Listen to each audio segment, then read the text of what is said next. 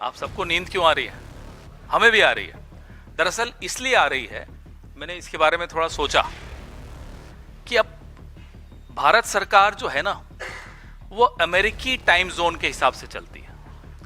तो जाहिर सी बात है, मीडिया को भी रात को जागना पड़ता है, विपक्ष को भी रात को जागना पड़ता है, क्योंकि सारे निर्णय अमेरिका से हो रहे हैं, उनके टाइम जोन से हो रहे हैं। जैसा कि कल रात को या आज अर्ली मॉर्निंग डील अमेरिका से आई, सारे निर्णय सीज फायर से शुरू करिए अब तक सब कुछ अमेरिका के टाइम जोन से हो रहा है।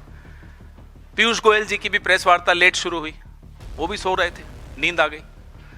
बिना अंतरराष्ट्रीय ट्रैवल किए सब जेटलैग्ड, सबको जेटलैग हो रहा है। पूरा देश, भारत की सरकार अमेरिकन टाइम जोन के हिसाब से चल रही है। इससे ज्यादा खेदजनक बात और नहीं हो सकती। डील क्या होती है? डील वो होती है जो टेबल पर आमने सामने बैठकर नेगोशिएट की जाती है। कनपट्टी पर बंदूक रखकर, कोई सीडी दिखाकर, ब्लैकमेल कर कर जो होता है वो डील नहीं होती, वो सरेंडर होता है। नाम नरेंडर, काम सरेंडर। वो नरेंडर है, वो हम नरेंद्र गलत बोलते हैं। नाम नरेंडर, काम सरेंडर। इस डील से भी यही फिर से साबित हो गया। नरेंद्र मोदी जी ने अमेरिका के सामने घुटने पूरी तरह से टेक दिए, और ये देखकर हम भले विपक्ष में हैं, हमें अच्छा नहीं लग रहा। विपक्ष में होना अलग बात है, क्योंकि भारत का प्रधानमंत्री जब अमेरिका के सामने, चीन के सामने, बाकी देशों के सामने जब घुटने टेक देता है, तो अफसोस हर भारतवासी को होता है, वो किसी भी विचारधारा का हो। भारत की अर्थव्यवस्था, भारत की किसानी और जो भी हमारे हित हैं, वो सब थाली में परोस के डोनाल्ड ट्रंप के सामने रख दिए गए। थाली भी हमारी थी, वो भी कोई उनकी नहीं थी। सब कुछ हमारा, हमने उन्हें दे दिया। देख रहा था मैं पीयूष गोयल जी को, नींद में कुछ कुछ बोल तो रहे थे, लेकिन मैं तब भी सोच रहा था कि जो Bharat Nixon, George Bush, Obama, इन सब से आंखों में आंखें डालकर एक व्यवहारिक रिश्ते कायम करता था, रिश्ते बनाता था, रिश्ते निभाता था, वो भारत कहां है? आज ऐसा क्यों लगता है कि नरेंद्र मोदी और उनके दो मित्र अंबानी, अडानी, इनके हितों के सामने भारत के आम आदमी के, आम नागरिक के हित खत्म कर दिए, गुलाम बना दिए। ना केवल हमारे आत्मसम्मान के साथ ये कोई समझौता अमेरिका से नहीं हुआ, ये समझौता हमारे आत्मसम्मान से हुआ है। ये हमारे जो हित है किसानों के, मिडिल क्लास के, एमएसएमईज के, उन सब के साथ समझौता हुआ है। और जो भी लोग अब ढोल बजाकर, थाली बजाकर इस मातम की घड़ी को जश्न की घड़ी दिखाने की कोशिश कर रहे हैं, वो नरेंद्र मोदी खुद, उनके विदेश मंत्री और पीयूष गोयल जी खुद, ये सब जानते हैं कि दरअसल हुआ क्या है। ये डील नहीं है, ये सरेंडर हुआ है। नेता प्रतिपक्ष राहुल गांधी जी लगातार पार्लियामेंट में बोलने की कोशिश करते हैं, उन्हें रोका जाता है। ये डर इसीलिए है क्योंकि नरेंद्र मोदी जानते हैं, नेता प्रतिपक्ष और विपक्ष ये जानता है कि आपने कैसे और क्यों सरेंडर, किन शर्तों पर किया, क्या भय है, क्या डर है आपका, जो आपने सब कुछ अमेरिका के सामने गिरवी रख दिया। अब आप कयास लगा सकते हैं, क्या अदानी जी को बचाने के लिए किया, क्या अंबानी के हितों को बचाने के लिए किया, या एप्स्टीन की फाइल्स में अपना नाम दबाने के लिए किया। ये सब पूरा देश समझ रहा है, पूरा देश देख रहा है। जो अमेरिका भारत का सबसे महत्वपूर्ण और सबसे बड़ा ट्रेड सरप्लस वाला पार्टनर रहा अब तक, सीधे शब्दों में कहें तो कई दशकों से अमेरिका को भारी मात्रा में हमने निर्यात किया और अपनी अर्थव्यवस्था हमारी मजबूत होती आई, ग्रोथ हमारी बढ़ती रही। लेकिन अब ये जो ट्रंपिंग डंपिंग की जो डील है, अमेरिका का डंपिंग ग्राउंड भारत बन गया है। ये नरेंद्र मोदी की नाक के नीचे हुआ, नरेंद्र मोदी की सहमति से हुआ, नरेंद्र मोदी की सरेंडर की वजह से हुआ। India has become a dumping ground of America. यह इस डील में हुआ है। 500 बिलियन का आयात हमें अगले 5 साल में करना है साहब, तो यानी कि 3 गुना तो आपको अपना आयात बढ़ाना पड़ेगा। आप ये सोचिए, रुपए की स्थिति आप जानते हैं, अर्थव्यवस्था की स्थिति आप जानते हैं। 40-42 बिलियन को आप बढ़ा के 100 बिलियन कैसे करेंगे? साल का 100 बिलियन आप अमेरिका से क्या सामान लेंगे, कैसे लेंगे? इसका जवाब पीयूष गोयल नहीं देंगे, उनके पास नहीं है। अब जो अमेरिकी कृषि उत्पाद होंगे, मैं तो देख रहा था पीयूष गोयल जी लिस्ट पढ़ रहे हैं कि क्या क्या नहीं आएगा। पूछो साहब क्या क्या आएगा? जो बता रहे हैं वो महत्वपूर्ण नहीं है, जो छिपा रहे हैं वो महत्वपूर्ण है। इस पूरी प्रेस वार्ता में जो नहीं बोला गया वो सुनना आवश्यक है। वो यहां से नहीं बोला जाएगा, वो वॉशिंगटन डीसी में अमेरिकन टाइम जोन के हिसाब से बोला जाएगा। एप्पल्स पे मैं सुन रहा था, नहीं, और बड़े रौब से बता रहे हैं साहब केले नहीं आएंगे, ये नहीं आएगा। अरे साहब जो आएगा वो तो बताइए। जो 40% सामान हमारा अमेरिका जाता था वो वैसे ही ड्यूटी फ्री था, उस पे वैसे ही टैरिफ नहीं लगते थे। उसमें इलेक्ट्रॉनिक्स है, उसमें कई ऐसे सामान हैं। तो खुलासा देकर पीयूष गोयल जी वो सब नहीं बता रहे जो बताना चाहिए, जो हमें सुनना है, जो इस देश के किसानों को सुनना है, जो इस देश के नागरिकों को सुनना है, जो मुझे और आपको सुनना है। जो किसानों का, मोदी जी का किसानों से जो रिश्ता है वो तो आप जानते ही हैं। जब सड़क पर आते हैं उनका सर फोड़ने की कोशिश करते हैं। अब इस डील से भारत के किसानों की कमर भी तोड़ी जा रही है। आने वाले दिनों में, हफ्तों में, महीनों में आपके सामने यह साबित होगा कि कैसे हमारी किसानी को ये तबाह करेंगे। वहां उत्सव हो रहा है। अमेरिका के किसान इस डील से प्रसन्न हैं, खुश हैं, जश्न मनाया जा रहा है। बताइए क्यों मना रहे होंगे? क्योंकि उनको एक बहुत बड़ा मार्केट मिल गया, भारत का एक मार्केट मिल गया। ये चीजें आपको पीयूष गोयल जी नहीं बताएंगे। फल, सब्जियां, अनाज, कुछ कुछ नाम लिए उन्होंने, लेकिन कई चीजें नाम नहीं लिए। उनसे पूछना चाहिए साहब, जो आप नाम नहीं ले रहे वो नाम की लिस्ट कहां से आएगी? क्या अमेरिका से आएगी? आएगी तो वहीं से। दोस्ती होती है, बराबरी की होती है। फिर दोस्त आपको रोज 2 थप्पड़ मारता है। आप बोलते हो साहब 2 थप्पड़ रोज मार रहे हो, कहता चलो एक कम कर देता हूं, आहा रियायत मिल गई। ये दोस्ती होती है क्या? ये रियायत होती है कि 2 थप्पड़ मारते थे अब 1 मार रहे हैं साहब, रियायत मिल गई, खुश हो रहे हैं, जश्न मना रहे हैं। और हमारे कुछ साथी मीडिया के एंकर देखो बड़े मुस्कुरा रहे हैं, देखो जी रियायत मिल गई। अरे 3% टैरिफ को बढ़ा के 50 करके फिर घटा के 18 कर दिया, वो आप चार्ट देख रहे हैं पीछे, तो आप खुश हो रहे हैं कि देखो 50 से 18 कर दिया? जी नहीं, 3 से 50 और 50 से 18, वो 3 भी इंपॉर्टेंट है, जिसकी वजह से आपकी अर्थव्यवस्था इतनी मजबूत हुई। वो आंकड़ा आप गायब कर जाएंगे। ये होता है स्पिनिंग, ये होती है मैनेजमेंट हेडलाइन की। अब एक कागज मैं आपको दिखाना चाहता हूं कि ये जो धमकी है, ये मुझे बड़ा अटपटा लगा। हम सबको बहुत दुख हुआ कि साहब अमेरिका अब हम पर नजर रखेगा। कि नजर किस पे रखी जाती है साहब? नजर तो चोर पे रखी जाती है।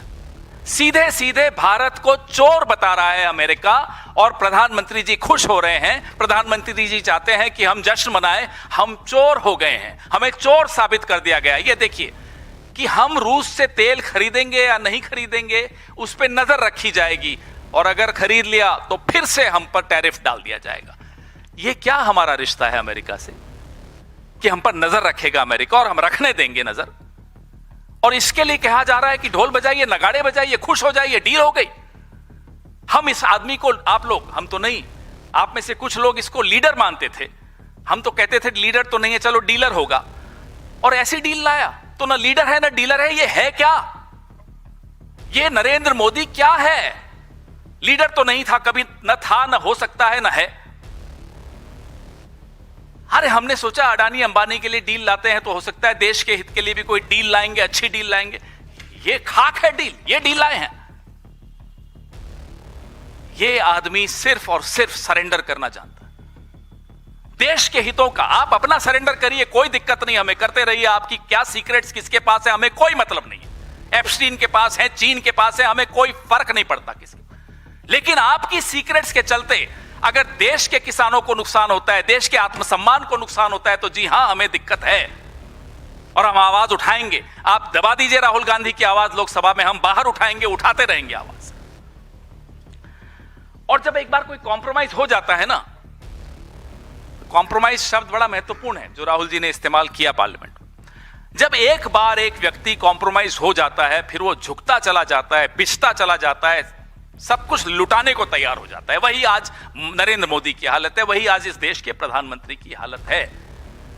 क्या ऐसा प्रधानमंत्री देश के लिए हितकारी हो सकता है? एक मिनट के लिए भी हितकारी नहीं हो सकता, क्योंकि वो कॉम्प्रोमाइज है, वो झुक गया है, बिछ गया है, न्यौछावर हो गया है। ये डील से मालूम पड़ता है। ऑपरेशन सिंदूर के वक्त, सीज फायर के वक्त संशय था, शक था, लेकिन अब वो शक जो है बिल्कुल यकीन में बदल जाता है। ये है, हमें चोर साबित किया जा रहा है और हम खुश हो रहे हैं। पीयूष गोयल जी मुस्कुरा रहे थे, मुस्कुराहट उसकी जा ही नहीं रही थी। ये क्या हाल है इस देश का? कैसे बना दिया इस देश को? यहां तक कैसे आए हम? जो एप्स्टीन के जिक्र मेल्स के मोदी जी के कई घनिष्ठ लोगों के उसमें आते हैं, उस पर भी हम चर्चा बाद में करेंगे। लेकिन जो शक की सुई है, अब वो शक की सुई नहीं रही। अब वो साबित हो चुका है, ये आदमी डरा हुआ है, ये आदमी दबा हुआ है, ये आदमी सरेंडर्ड है, ये आदमी कॉम्प्रोमाइज्ड है। ये डील, जिसको ये डील कह रहे हैं, ये डील आने वाले दिनों में आपको पता चलेगा किस किस क्षेत्र में, किस किस सेक्टर में हमको क्या क्या नुकसान देकर जा रही है। सेक्टर्स बहुत हैं, जैसा मैंने आपको कहा कि लिस्ट जो दिखाई गई, जो पढ़ी, जो सुनाई गई, वो अलग है। जो छिपाया गया वो ज्यादा महत्वपूर्ण है। हम उम्मीद करते हैं कि आप लगातार रोज किसानों के हित के सवाल, इस देश के जो लघु उद्योग हैं उनके हित के सवाल पूछ के जवाब अमेरिका से नहीं, जवाब पीयूष गोयल से। आज मैं सुन रहा था अपने साथियों में से कोई उनको रशियन ऑयल के विषय में पूछा, तो बोले साहब वो मैं नहीं बताऊंगा, वो फॉरेन मिनिस्टर बताएंगे। फॉरेन मिनिस्टर से अमेरिका में कल पूछा, बोले वो मेरे को नहीं मालूम, वो तो कॉमर्स मिनिस्टर बताएंगे। ये इस सरकार की हालत है। और बीच में दोवल जी कूद जाते हैं, मैंने जाके धमका दिया अमेरिका को, मैं नहीं झुकूंगा। और दोवल जी कूदते हैं श्रेय लेने के लिए एक ऐसी डील का जिसका श्रेय किसी को नहीं लेना चाहिए। फिर एमईए क्लैरिफिकेशन देता है कि नहीं नहीं, दोवल जी का कुछ गलत खबर है, वो नहीं गए, उन्होंने नहीं धमकाया। ये है इस सरकार की हालत। कॉमर्स मिनिस्टर कहते हैं विदेश मंत्री से पूछो, विदेश मंत्री कहते हैं कॉमर्स मिनिस्टर से पूछो, दोवल जी कहते हैं मुझसे पूछो, मैंने धमकाया था। और होता क्या है, जब हम सुबह उठते हैं तो अमेरिका से प्रेस नोट आया होता है, और वो भी ऐसा कि हम नजर रख रहे हैं हिंदुस्तान पर। ये डील इस देश के साथ, इस देश के करोड़ों लोगों के साथ, इस देश की एक समृद्ध विरासत है, विदेश नीति की एक विरासत है, उसके साथ एक बहुत बड़ा विश्वासघात है। This is a betrayal to all that India stands for, all that India stood for over the last 75 years. This is not a deal which is in our interest. This is a total surrender by none other than Narendra. And this is not the first time. You've seen Narendra Modi surrendering our interests to America. You've seen Narendra Modi giving clean chits to China. Now we've gone and announced that we'll buy products worth 500 billion over the next 5 years from the US. There is no corresponding commitment from the US, by the way. Your import bill with the US from 42 billion a year will have to go up to 100 billion a year. And you know the health of the rupee. You know the health of the economy. Where are you getting the money from? What are the products you will buy? Mr. Piyush Goyal read out a list of what all we will not buy. but he very conveniently, very cleverly hid the list of what all will come, will be dumped in India. India has been made into a dumping ground by this deal. I don't want to call it a deal because deal is amongst equals. You sit across the table and negotiate. A deal cannot be with a gun held on your forehead. A deal cannot be because of some name of your prime minister figuring out somewhere.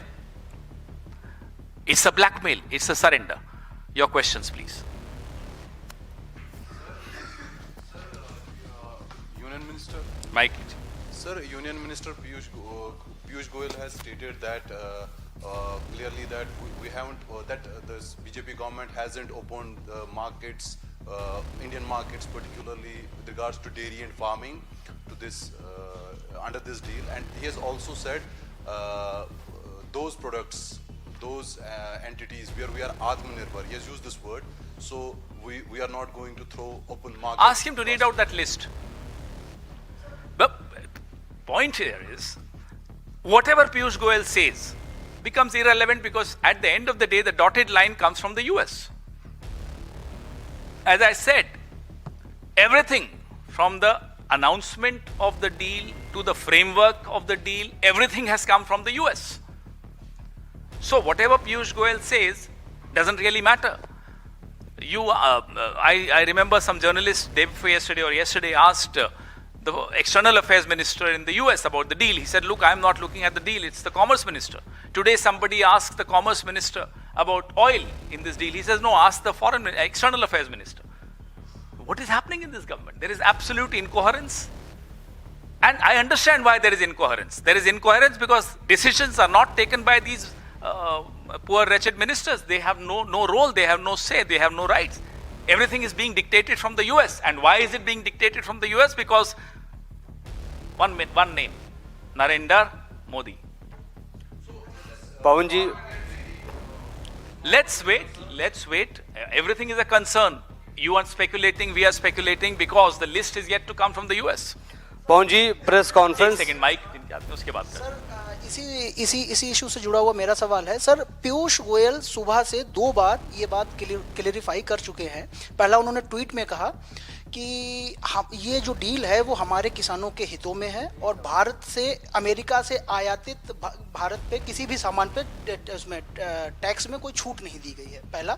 दूसरा, अब से कुछ देर पहले अभी वो एक press conference को संबोधित करते हुए उन्होंने कहा कि हमारे किसानों को जो आयात है उनमें बहुत सारे उन्होंने चीज़ें बताई, जैसे अमरूद हो गया, डील से चाय हो गई, कॉफ़ी हो गई, स्मार्टफोन, अमरूद हो गए और बहुत सारी चीज़ें बताई, आम से लेकर बहुत सारी मतलब फार्मा सेक्टर के जो है वो चीज़ें बताई उन्होंने कि अमेरिका में 0 टैरिफ एंट्री मिलेगी। ये उन्होंने 2 बार क्लियरिफाई किया है। 40% जो हमारे यहाँ से सामान जाता था अमेरिका में, उसमें फार्मास्यूटिकल भी इंक्लूडेड है, इलेक्ट्रॉनिक भी इंक्लूडेड है, उस पर वैसे ही 0 टैरिफ लगता था, 40%। तो अब ये नया क्या बता रहे हैं हमें नहीं मालूम। दूसरा ये कि जो लिस्ट वो पढ़ के बता रहे हैं, उसके बाद साथ में ये भी कहते हैं नहीं इसमें से कुछ सामान तो कांग्रेस के वक्त भी अमेरिका से आता था। अरे साहब, आपने डील की है ना, कांग्रेस के वक्त तो 3% टैरिफ था, अब आप 18% पे ले गए हो, तो वो भी बताइए ना। अब आपने जो डील की है उसमें एप्पल के बारे में पूछो उनसे, नहीं बोलेंगे कुछ। तो अभी काफी क्लैरिटी आएगी, अमेरिका से आएगी, ये अफसोस की बात है, पीयूष गोयल से नहीं आएगी। पीयूष गोयल को भी शायद आपसे 5 मिनट पहले मालूम पड़ेगा। पवन, एक सेकंड उनको बोले। पवन जी, मेरा सवाल ये है कि पीयूष गोयल ने जो प्रेस कॉन्फ्रेंस की है उसमें उन्होंने एक बात डेयरी फार्म की है और किसानों की खासतौर पे ज़्यादा उन्होंने फोकस करते हुए कहा है कि विपक्षी पार्टियां जो खासतौर पे कह रही हैं कि उन पर असर पड़ेगा, डेयरी फार्म पे असर पड़ेगा, किसानों पे असर पड़ेगा। किसानों को डेयरी फार्म पर कोई असर पड़ने वाला नहीं है और खुला उनको बाजार मिलेगा, पहली बात। दूसरी बात पवन जी ये कि अगर असर पड़ेगा तो कितना नुकसान होगा? इन्होंने कहा था, मुझे याद है जब 3 काले कानून आए थे तब भी कहा था किसानों के हित में होगा, था हित में, वापस लिया ना। तो जब भी ये कहें किसानों के हित में होगा, समझ लीजिए गड़बड़ है और शुरू कर दीजिए अपना काम। हम भी वही कर रहे हैं, लेकिन क्लैरिटी आने दीजिए। क्लैरिटी अब जो आज उन्होंने बताया उसमें इतनी क्लैरिटी नहीं है, जो छिपाया उसमें है क्लैरिटी। तो वो जो छिपाया वो क्या है? और हैरानी और अफसोस की बात यह है कि वो सब अमेरिका से हमें मालूम पड़ेगा। आपको शायद सुबह 6 बजे मालूम पड़ेगा, पीयूष गोयल 5:45 उठते होंगे, उनको 5:45 मालूम होगा। लेकिन सबको मालूम वहीं से होता है। सर, आपने एप्पल का जिक्र किया। पीयूष गोयल ने ये कहा कि भारत में जो एप्पल की मांग है, खपत है, वो ज्यादा है। यही कहेंगे हर चीज के लिए। बोला पिस्ते की मांग ज्यादा है, एप्पल की मांग ज्यादा है, थोड़े दिनों में कहेंगे दूध की मांग ज्यादा है। ये एवर एक्सपैंडिंग लिस्ट है, ये कोई कंक्लूसिव लिस्ट नहीं होगी। देख लीजिएगा आप, ये एवर एक्सपैंडिंग लिस्ट होगी जिसमें कहेंगे मांग बढ़ गई, आ जाओ साहब, ये भी दे दो, वो भी दे दो। टोटल सरेंडर के अलावा और कुछ नहीं है। पवन जी, पूर्व प्रधानमंत्री मनमोहन सिंह के सलाहकार पंकज पचौरी ने ट्वीट किया है कि जब तमाम परमाणु प्रतिबंध भारत पर लागू, उस समय भी जो भारत पर टैरिफ 3.31 थे, मनमोहन सिंह के समय वो 2.93 हुआ, अब 18 हो गया। 18 का भी हम जश्न मना रहे हैं। वहीं अमेरिका की जो प्रेस सेक्रेटरी है व्हाइट हाउस की, कैरोलिन लेविट, कहती हैं कि यह डील अमेरिकी कारोबारियों, कामगारों और उपभोक्ताओं की जीत है, जबकि हम यहाँ अपनी पीठ थपथपा रहे हैं। कल से हम देख रहे हैं अमेरिका में एक जश्न है, एग्रीकल्चर सेक्टर के लिए भी, कारोबार के लिए भी। यहां आपको वो जश्न दिख रहा है सरकारी जश्न के अलावा? हकीकत यही है, ये पूरी डील अमेरिका के हितों को साधने के लिए है। नरेंद्र मोदी कुछ छिपाना चाहते हैं, हमें नहीं मालूम क्या क्या, कुछ गैस हमने किए हैं। कौन बनेगा करोड़पति टाइप 2-3 जवाब हैं हमारे पास। वो एप्स्टीन है, वो अडानी अंबानी है, क्या है हमें नहीं मालूम। लेकिन कुछ है कि वो बार बार डर जाते हैं। सर, मेरा सवाल इसी चीज़ को लेकर है। जो ट्रेड डील पे आप लोग सवाल रेज कर रहे हैं, उस पर पीयूष गोयल का कहना है कि जो अपोजिशन की पार्टीज इसको लेकर सवाल खड़े कर रही हैं, वो स्पेशली किसानों को भ्रमित कर रही हैं और देश में उनको किसानों की फिक्र नहीं है। वो केवल देश की जनता को गुमराह करने की कोशिश। यही उन्होंने कहा था जब ये 3 काले कानून लाए थे। यार, ऑपोजिशन गुमराह कर रही है। क्या किसान मूर्ख हैं कि कोई ऑपोजिशन, कोई पॉलिटिकल पार्टी उनको गुमराह कर लेगी? जो आदमी आसमान देख के बता देता है कि फसल कब लगानी है, वो मूर्ख होता है क्या? आप उन्हें बार बार उनको नुकसान करने के लिए षड्यंत्र रचते हैं। हम आपको कामयाब नहीं होने देते। काले कानून आपको वापस लेने पड़े, फिर आ गए आप नए तरीके से कहने कि साहब किसानों को गुमराह किया जा रहा है। सर, पिछली बार काले कानून को लेकर के किसानों ने आंदोलन किया और लगातार चला, और पिछली बार के ट्रैक रिकॉर्ड में एक बात और निकल के आई, जिस किसान को अन्नदाता या बड़ा पूजनीय माना जाता था, उसको खालिस्तानी तक सहना पड़ा। तो पिछला रिकॉर्ड लेकिन 3 साल तक लगातार चला। उसके बाद इतनी सारी बदनामी हुई, जितने पॉलिटिकल कैरियर्स जो थे, जो राजनेता थे, उनके, किसानों के नेता जो है। तो क्या लग रहा है दोबारा में किसान इस आंदोलन को खड़ा कर पाएंगे? क्योंकि किसानों के पास क्या रियलिटी, क्योंकि सरकार जश्न मना रही है, जश्न के चारों तरफ पोस्टर्स लगाए जा रहे हैं, हर जगह मीडिया तंत्र लागू है, उनका सरकारी सिस्टम लागू है। तो क्या किसान के पास ये बात पहुंच पाएगी? किसान समझ पाएगा? सरकारें झूठ बोल सकती हैं, मैं और आप भी झूठ बोल सकते हैं, लेकिन पेट की भूख जो होती है ना, कभी झूठ नहीं बोलती। पेट हमेशा सच बोलता है। और उस पेट ने, जब किसान आंदोलन कर रहे थे, वो पेट का सच था, वो भूख का सच था। और वो सच बड़ी बड़ी सरकारों को, बड़े बड़े राजाओं को सड़क पर ले आता है। इससे ज्यादा मैं नहीं कहना चाहूंगा। आपने कहा सड़क पर ले, किसान के पास तो कुछ भी नहीं। किसान तो बेचारा खेत में जाके गायों की लाठी लेके आता है। तो क्या लगता है किसानों को लाठी लेके पसंद करना पड़ेगा? अब इस सरकार से पूछिए, क्या सड़क पर आना जरूरी है? क्या आपको नहीं समझ में आ रहा किसका नुकसान हो रहा है? इस सरकार को समझना है।